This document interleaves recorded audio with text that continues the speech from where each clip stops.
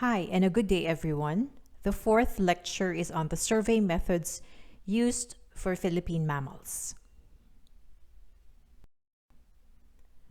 The survey methods used are based on the size of the target mammals, also their habit and activity patterns. So we have small, medium, and large mammals. We have diurnal, crepuscular, and nocturnal mammals. And we have frugivores, insectivores, and carnivores. For small mammals, they have adult weights of less than 1 kilogram. So these are the rodents, the shrews, and most bats.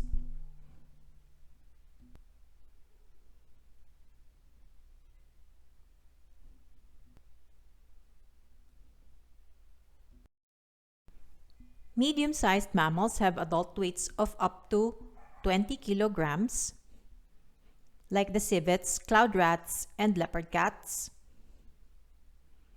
While the large mammals are the pigs, deer, and macaques. They have adult weights of more than 20 kilograms.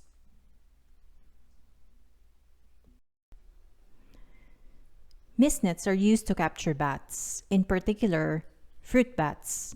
These nets are set late in the afternoon along possible flyways or near feeding trees. And no, there is no need to put baits like hanging fruits onto these nets. Fruit bats will naturally entangle as they fly through the nets. For microbats, remember that these small bats can echolocate and they have the ability to detect and evade the mist nets. A few, however, do get captured, but you have to conduct net watching. So before dusk, because microbats are crepuscular, observers watch for any microbats that get entangled. They have to be removed as soon as possible because they will chew the net. Remember, they have fine, sharp teeth to eat insects, and then they can escape, leaving your net with a large hole.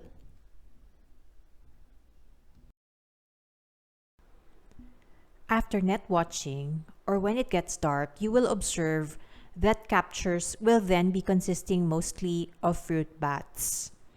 Fruit bats have to be removed immediately also.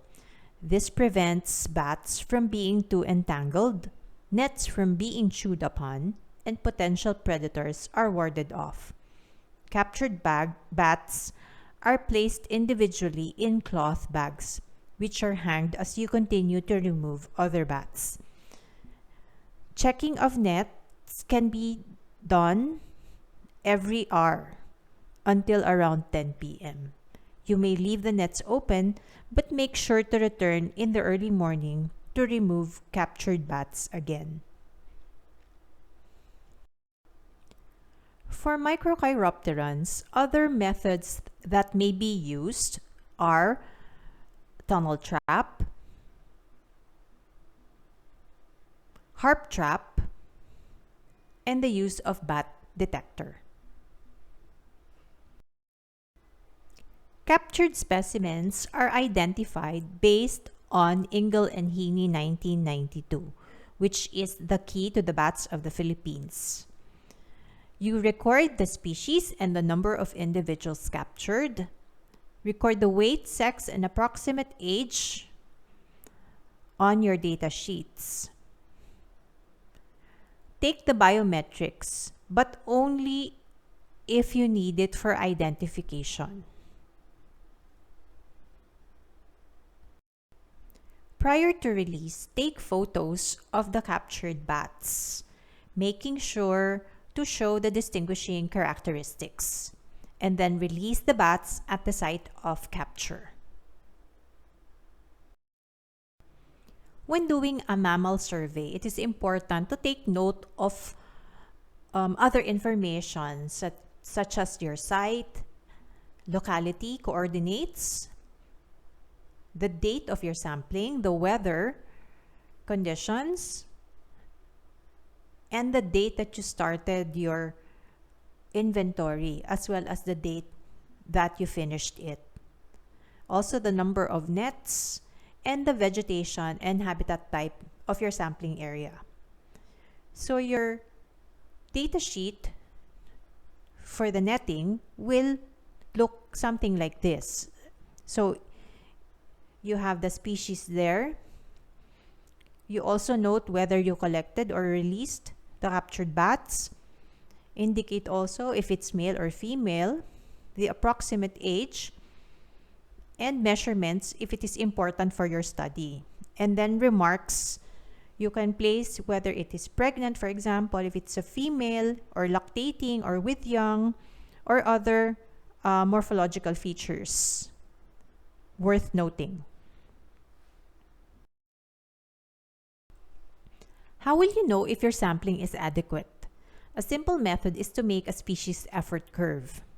On the left is a graph that shows an increasing trend even after 360 net nights, or 60 nets set for 6 nights. This suggests that additional species may still be recorded.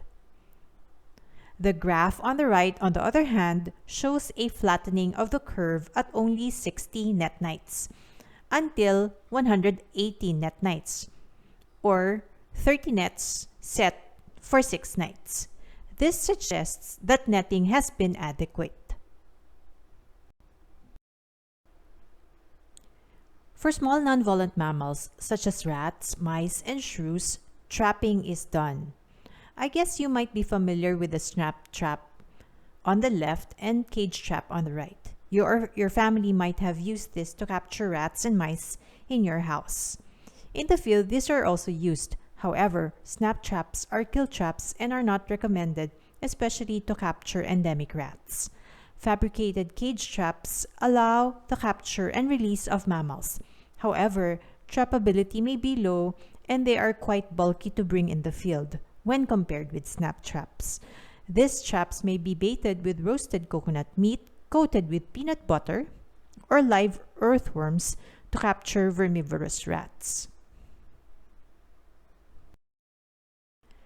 Setting of traps is done in the late afternoon. Traps may be set on the ground, positioned 5 to 10 meters apart under root angles, in front of burrow entrances, along runways, and beside or on top of fallen logs.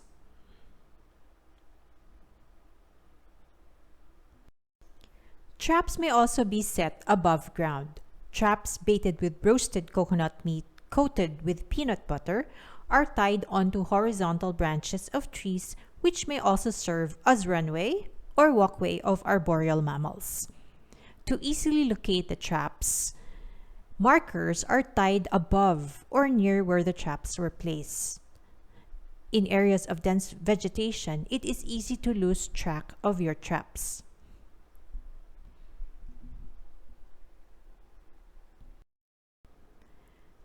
Captures are retrieved early in the morning and baits replaced in the late afternoon. Traps are maintained for at least 3 days or depending on your species effort curve. Pitfall traps usually used to catch herpetofauna may also be used to capture shrews. Inexpensive traps that may be used are plastic containers such as small pails, deep ice cream tubs, or 2-liter soda bottles. These are buried with a brim lower or about the same level as the ground. Traps are spaced 5 meters apart and covered with natural roofing material such as wooden bark, stone slates, or large leaves. You may opt to add drift fences between traps using cut strips of black trash bags or tarpaulin. This will facilitate the movement of the animal into the pitfall traps. Pitfall traps may also be set without drift fences. When processing the specimens, take note of the following: the species and the number of individuals caught. Note the weight, sex, and approximate age, whether they are adult, subadult, or juvenile, and when applicable, the reproductive condition. Take the biometrics, and again, only when it is needed for identification or when your study needs this biometrics. This shows a sample data sheet for small non-volant mammals. Just as with the bats, take a close-up photo of representatives of the species captured. Release them at the site of capture. Camera traps may be used to record cryptic and elusive species. It is also preferred because it is non-invasive. However, camera traps are expensive and they may be stolen in the field. Here is a sample of a photo of a squirrel in Mindanao taken by a camera trap. It is not easy to get this kind of photo. Moreover, it may be difficult to identify mammals through photos only. Medium to large mammals, aside from camera trapping, may also be sampled through spotlighting, ethnobiological interviews, and indices of presence. A shows a civet eye shine during spotlighting, and B, civet scat, used as index of presence. There is also a photo of a cloud rat skull, which may be used as index of their presence in an area. At the end of your survey, you will have a checklist of the mammal species that are present in the area. So this will include the species, the common name, you may also get the local name, residency status, habitat association, and conservation status. You may get this information from the Synopsis of Philippine Mammals. And for the conservation status, you may get this from DAO 2019-09.